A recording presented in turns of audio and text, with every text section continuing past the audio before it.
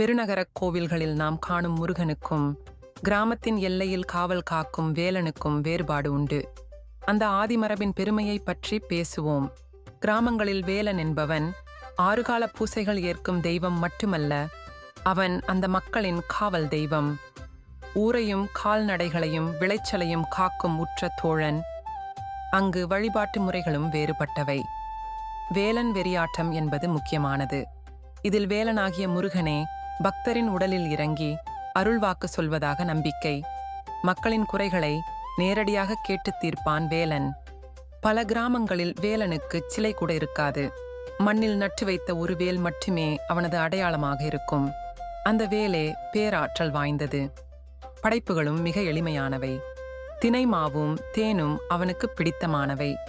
சில மரபுகளில் சேவல் பலியிடுவதும் உண்டு. இது பக்தன் தனக்கு கிடைத்ததைக் கொண்டு தெய்வத்துடன் உறவாடும் முறை. இந்த கிராமிய வழிபாடுகளே வேலன் வழிபாட்டின் ஆணிவேர். இதுவே தெய்வத்திற்கும் மக்களுக்குமான நேரடித் தொடர்பின் அடையாளம்.